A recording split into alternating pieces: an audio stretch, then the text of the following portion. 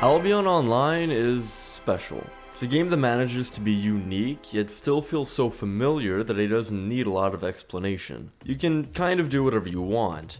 Anyone who's played a decent amount of RuneScape or EVE Online will probably feel right at home here. However, it's important to keep one thing in mind before making any kind of monetary commitment. This is a true open world sandbox game in every sense of the word. And to some people, that may be somewhat overwhelming and unnerving. Most MMOs that have come out in recent years will guide you in one way or another, regardless of how open they claim to be. You'll have quests and clear goals or progression. Whenever you finish one thing, you'll generally know what to do next, even during endgame content. Albion, on the other hand, has none of that. You go wherever you want and do whatever you want. Your actions are guided entirely by self-made goals such as crafting new gear or building something new on your island. That's the one thing people coming from traditional MMOs need to keep in mind, and it's why Albion Online is more closely related to EVE Online than it is to RuneScape.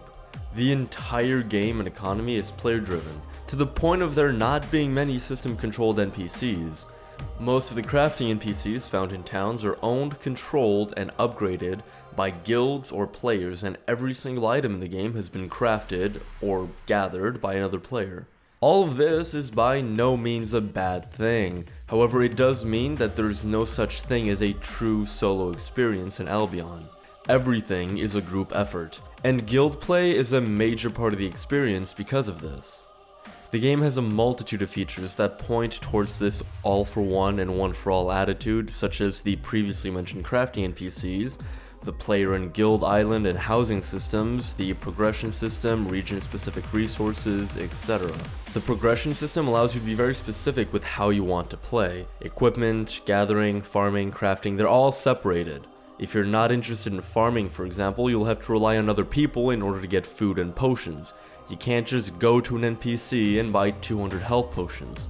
You either craft them or purchase them from another player. Personally, that's how I feel MMOs should be. But that doesn't mean it's an experience everyone is going to be into. You simply cannot do everything on your own, since even crafting NPCs are owned by other players and guilds, and to some people that might be a deal breaker. Now remember how I said this was a true open world game? This is strongly represented in the combat system as well. Although you only have 6 ability slots available, you can use any ability you want. 3 slots are for your equipment and 3 are for your weapon. The complete lack of classes means that any armor type and weapon type can be combined, and each piece of equipment will have different abilities for you to choose from. You can build your character however you want. A heavy armor cursed mage, a cloth armor scythe warrior, it's up to you. Certain builds will work better than others, of course. However, there's a lot of fun to be had with this freedom. Just because something is silly and inefficient doesn't mean it can't be fun to mess around with occasionally. A fire mage tank might not be the best option during a 5-man dungeon, however it can be a fun way to frustrate your friends in a duel. That being said, the combat system is, in my opinion, one of the weaker parts of the game. Although there are 15 different weapon types in the game, most weapons of the same type will have the exact same abilities aside from a different E ability. A tier 4 claymore has the exact same abilities as a tier 8 claymore, for example, and some weapons of the same type are the exact same, aside from having different stats. This makes the entire combat system feel somewhat underwhelming, especially since some of the weapons' abilities can feel somewhat half-hearted, like they don't pack much of a punch. And this is such a shame, you know. I feel like so much more could have been done with this combat system. Now I want to clarify, I obviously haven't tried every single weapon in the game. At most, I've tried maybe 4 or 5. But from what I've tried and what I've seen other people use, it seems obvious that the combat system needs a lot more work. So much work was put into the gathering and crafting, character building, and freedom of choice, yet it sometimes feels like the actual combat mechanics are more of an afterthought than anything else. Now, I'm not saying it's bad, I'm just saying it's nowhere near as good as it could be, which is a bit of a problem for me, since in order to get resources that are tier 5 and up, you have to start traveling to PvP zones, and at some point you fight what are essentially raid bosses that you can harvest resources from.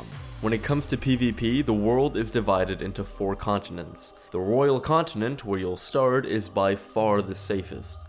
PvP zones are flagged PvP starting at tier 5, and corpse looting starts at tier 6, so you're never going to drop all of your gear until that point. The other 3 continents are completely full loot PvP with no PvP flagging. You can be attacked by anyone at any time, and there's always a risk of losing everything you have in your inventory. This is obviously not a game for everybody. People who don't like PvP or prefer just solo, for example, probably won't get very far. Personally, I don't regret buying the game. It's a lot of fun and I'll probably keep playing it in my spare time. For new players, however, I recommend waiting until the game releases on July 17th.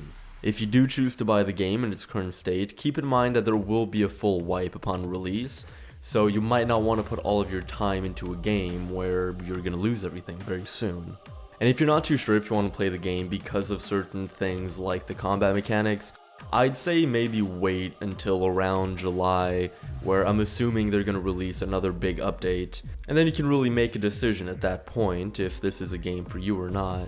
Thank you for watching. If this video was helpful, consider subscribing for more. I haven't really been making videos lately because I've been very busy with work among other things, but I'm starting to get back into it, so you can expect some new videos coming soon.